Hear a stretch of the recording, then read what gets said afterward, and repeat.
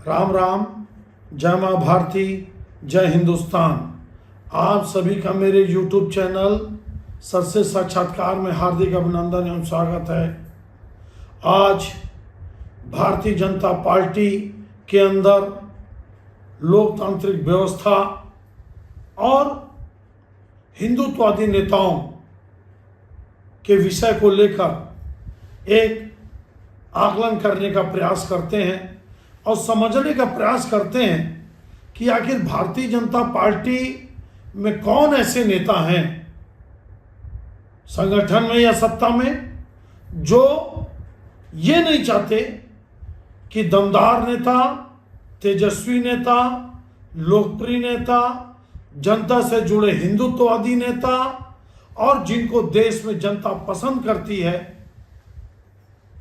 ऐसे नेताओं को आगे बढ़ाया जाए। हालांकि कुछ उदाहरण जरूर मिलते हैं, लेकिन मामला कहां से बिगड़ता है? मामला बिगड़ता है तेलंगाना स्टेट के सबसे कद्दावर नेता, सबसे लोकप्रिय नेता टी राजा सिंह के भारतीय जनता पार्टी से इस्तीफा देने के बाद। मैं ये पत्र भारी मन और गहरी चिंता के साथ लिख रहा हूं। मीडिया रिपोर्ट्स के अनुसार श्री रामचंद्र राव को तेलंगाना के लिए भाजपा का नया प्रदेश अध्यक्ष नियुक्त किया जाना तय है। ये निर्णय न केवल मेरे लिए बल्कि लाखों कार्यकर्ताओं, नेताओं और मतदाताओं के लिए एक सदमा और निराशा की तरह है, जो हर उतार चढ़ाव में पार्टी के साथ खड़े रहे हैं। ऐसे समय में जब भाजपा तेलंगाना में अपनी पहली सरकार बनाने की दहलीज पर खड़ी है, इस तरह का चयन हमारी दिशा के बारे में गंभीर संदेह पैदा करता है। हमारे राज्य में कई योग्य वरिष्ठ नेता, विधायक और सांसद हैं जिन्होंने भाजपा के विकास के लिए अथक परिश्रम किया है और जिनके पास पार्टी को आगे ले जाने के लिए ताकत, विश्वसनीयता और संपर्क है। दुर्भाग्य से ऐसा प्रतीत होता है कि कुछ व्यक्तियों ने निजी स्वार्थों से प्रेरित होकर केंद्रीय नेतृत्व को गुमराह किया है और पर्दे के पीछे से शो जलाकर निर्णय लिए हैं। ये न केवल जमीनी कार्यकर्ताओं के बलिदान को कमतर आंकता है, बल्कि पार्टी को टालने योग्य असफलताओं की ओर धकेलने का जोखिम भी पैदा करता है। ये एक कठिन निर्णय है, लेकिन एक जरूरी निर्णय है। बहुत से लोगों की चुप्पी को सहमति नहीं समझा जाना चाहिए। मैं सिर्फ अपने लिए नहीं बल्कि उन असंख्य कार्यकर्ताओं और मतदाताओं के लिए बोल रहा हूं जो हमारे साथ विश्वास के साथ खड़े थे और जो आज निराश महसूस कर रहे हैं। मैं हमारे वरिष्ठ नेतृत्व, माननीय प्रधानमंत्री श्री नरेंद्र मोदी जी, भाजपा के राष्ट्रीय अध्यक्ष श्री जेपी नड्डा जी, श्री अमित शाह जी और श्री BL संतोष जी से भी विनम्रता पूर्वक अपील करता हूं कि वे इस निर्णय पर पुनर्विचार करें।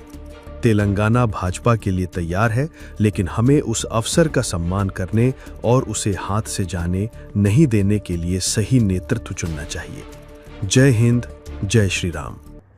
उन्होंने क्या आरोप लगाया? देखिए, हर स्टेट में चुनाव हो रहा है। भारतीय जनता पार्टी को देखने वाले, जानने वाले, समझने वाले जानते हैं कि भारतीय जनता पार्टी स्टेट में कभी चुनाव नहीं चाहती और देश में भी चुनाव नहीं चाहती। पार्टी के कुछ लोग ये चाहते हैं कि या तो प्रेम से, समझौता से एक नाम तय हो जाए, नहीं तो दबाव डालकर चुनाव लड़ने की प्रक्रिया को रोका जाए। इसके पीछे उनकी दलील ये हो सकती है कि इससे गुटबाजी बढ़ता है, लेकिन लोकतंत्र की हत्या तो होती है पार्टी के अंदर। गुटबाजी बढ़ना या उससे पार्टी का नुकसान होना एक अलग विषय है, लेकिन चुनाव नहीं लड़ने देना यह तो पार्टी के अंदर सरासर अन्याय, अत्याचार और लोकतंत्र की हत्या है। यही से शुरू होता है टी राजा सिंह। कौन है T Raja Singh? Fire brand leader. आप इनको साउथ का योगी बाबा भी बोल सकते हो। योगी CM साहब जो कार्यप्रणाली है बिल्कुल वैसी इनकी कार्यप्रणाली है, और ये तब से भारतीय जनता पार्टी का झंडा उठाए हैं जब साउथ में भारतीय जनता पार्टी का कोई झंडा उठाने को तैयार नहीं, और तीसरी बार हैदराबाद की गोसामाल सीट से जीते। लगातार 3 बार भारतीय जनता पार्टी की जड़ें गहरे मजबूत किए। और क्या हुआ? जब प्रदेश अध्यक्ष का चुनाव हुआ 2 से 4 समय था, ये 3 बजे अपने साथियों समर्थकों के साथ पहुंचे तो एक तो फॉर्म नहीं दिया गया, बड़ी मुश्किल से बात आगे बढ़ी तो समर्थकों को डरा धमका कर उठा लिया गया। ऐसे राजा सिंह के आरोप है। आप सुनिएगा, मेरे इस विश्लेषण आकलन में टी राजा सिंह के 2-3 क्लिपिंग मैं चलाने का प्रयास करूंगा। इसलिए हमने रिक्वेस्ट किया था कि भाई जब आप सबको नॉमिनेशन डालने के लिए रोक रहे तो मैं नॉमिनेशन डालूंगा, आप हमारे लिए भी विचार कीजिए। 3 बार के विधायक बन चुके हैं पूरे सिटी में, यानी 2018 में हम अकेले जीते थे और आज भी 2023 के भी चुनाव में पूरे सिटी में मैं अकेला ही विधायक हूँ। हमारे ऊपर भी पार्टी विचार करे तो पार्टी ने कहा कि आप आइए नॉमिनेशन डालिए। तब जब हम गए नॉमिनेशन डालने के लिए तो फॉर्म देना लेट करे और कई लोगों को, वो लोग जो 10 लोगों का जो सहयोग होना है, साइन होना चाहिए, उनको भी भगा दिया गया। यानी ये ऑलरेडी वो लोग डिसाइडेड थे कि भाई हमें एक रिमोट कंट्रोल पर चले ऐसे प्रेसिडेंट को हमें बनाना है। ये कौन सी राजनीति है भारतीय जनता पार्टी की, और वो कौन नेता है? पहले नुपुर शर्मा जी की राजनीतिक रूप से बलि चढ़ाने की कोशिश की गई। क्यों? क्या हिंदू धर्म, क्या प्रभु राम, क्या शंकर भोलेनाथ, क्या माता सीता को गाली बकने वाले क्या कांग्रेस में राजनीति नहीं कर रहे? क्या असुद्दीन ओवैसी के भाई एमएलए नहीं है? क्या रामचरितमानस को फाड़ने वाले लोग क्या सपा में सांसद नहीं है? क्या देश के साधु संतों सनातन को एड्स, दुनिया भर की बीमारी HIV वायरस कहने वाले क्या सीएम और मंत्री नहीं है? फिर भारतीय जनता पार्टी को ऐसा कौन नेता है जो सेकुलर बनाने की ओर आगे बढ़ा रहा है? और वो नहीं चाहता कि मुसलमान नाराज हो, वो नहीं चाहता कि देश में हमको सांप्रदायिक पार्टी बोला जाए। ये नेता कौन है भाजपा में जो हिंदुत्ववादी, लोकप्रिय, जनता में जबरदस्त जिनकी धाक है, उनको समाप्त करने के लिए तुले हुए हैं? और राजा सिंह जी जैसे नेता का भाजपा से इस्तीफा देना, ये एक एमएलए का इस्तीफा हो सकता है, एक तेलंगाना स्टेट का मामला हो सकता है, लेकिन उन्होंने जिस ढंग से अपनी पीड़ा व्यक्त की, ये हिंदुस्तान के ईमानदार, अच्छे, समर्पित, लोकप्रिय, खासकर जो जनता में लोकप्रिय रहते हैं। जब हम गए नॉमिनेशन के पहले तो मुझे 40 मिनट तक बिठाया गया और 2 से 4 का समय था। जब हम मुहूर्त के अनुसार हम जब 3 बजे गए तो 40 मिनट तक हमें तो फॉर्म नहीं दिया गया, और फॉर्म देने के बाद हमें 10 लोगों का सहयोग उसमें चाहिए। तो 10 लोगों भी हमने जमा किया है, हमारे लोगों को जमा किया है। जैसा हम बाहर जाके देखते 10 में से लोग 5 जने को वहाँ पे डरा धमका के भिजाते कि अगर राजा सिंह के समर्थन में आप साइन करोगे तो आपको सस्पेंड कर दिया जाएगा। भाई अगर आपको चुनाव कराना ही था तो सही तरीके से कराते। गुंडाइज्म तरीके से अगर आप चुनाव कराएंगे तो क्या संदेश जाएगा कार्यकर्ताओं में? अभी छत्तीसगढ़ सहित कई प्रदेशों में देखने को मिलता है कि जो संगठन मंत्री, संगठन महामंत्री का जो जी हुजूरी करता है, चाकरी करता है, उसको लाल बत्ती, पीली बत्ती, हरी बत्ती सब मिलता है, लेकिन जो ग्राउंड में रहकर भाजपा की विचारधारा को आगे बढ़ाता है, हिंदुत्ववादी विचारधारा, राष्ट्रवादी विचारधारा को लेकर जनता के बीच में जनता की सेवा करता है, उसको कुचलने का प्रयास भारतीय जनता पार्टी के कुछ कर्णधारकों के द्वारा किया जा रहा है। टी राजा सिंह, नुपुर शर्मा, और एक नाम आपको और दूंगा, राहुल कस्वा जी, चूरू के सांसद। देखिए ये लोग पीढ़ी दर पीढ़ी जनता की सेवा कर रहे हैं, ईमानदार राजनीति, लोकप्रिय नेता, लेकिन वहां के एक नेता, वही संगठन मंत्री, महामंत्री का चमचागिरी करने वाले एक नेता से राहुल कस्वा की नहीं पटी, इनका टिकट काट दिए चूरू से, और वो कांग्रेस में जाके दोबारा तिबारा सांसद बन गए, और उनके पिताजी 4-5 बार सांसद अलग थे। क्या हुआ? आप 11 सीट हार गए।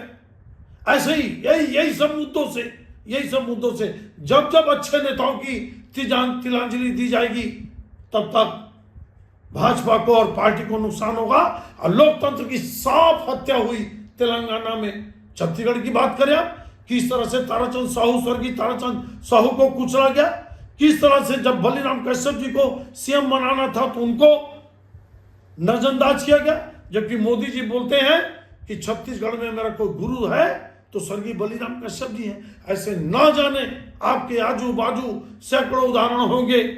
मैं एक वीडियो बनाऊंगा मेन पार्ट पे कि हमको ठेकेदारों को लेके नहीं चलना है, हमको भ्रष्टाचार से दूर रहना है। मैं बलौदाबाजार जिला पंचायत के ऊपर एक कहानी, एक रिपोर्टिंग, एक विश्लेषण बनाने वाला हूं, लेकिन अभी विषय अलग है कि टी राजा सिंह जैसे लोकप्रिय नेता जो दिन रात अपने मृत्यु का सामना करते हैं हिंदुत्व और राष्ट्र को बचाने के लिए, आखिर वो भाजपा से अलग हो गए क्या?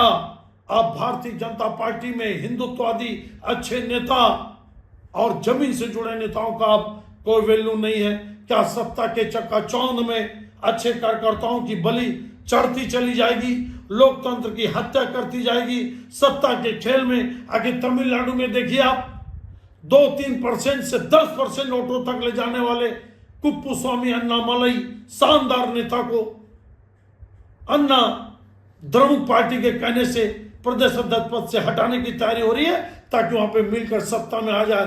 सत्ता आना ठीक है, लेकिन स्वर्गीय अटल बिहारी वाजपेयी जो मेरे बहुत ही आदर्श नेता है, मेरे लोकप्रिय नेता हैं, उनका संसद का आप भाषण सुनिए।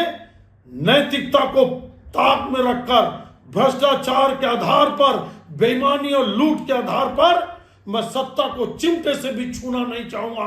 और आज जो भारतीय जनता पार्टी खड़ी है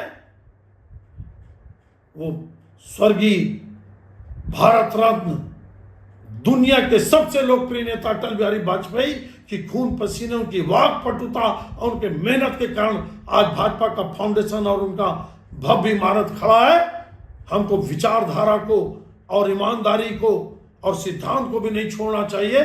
टी राजा सिंह जी का पार्टी से इस्तीफा देना और उनको फॉर्म भरकर चुनाव न लड़ना देना, यह दिखाता है कि भारतीय जनता पार्टी में अब ऐसे लोग हैं जो लोकतंत्र की हत्या कर रहे हैं, अच्छे नेताओं को कुचलने काम कर रहे हैं और वो नहीं चाहते कि भारतीय जनता पार्टी का सच्चा अच्छा कार्यकर्ता आगे बढ़े और देश और प्रदेश की सेवा करे।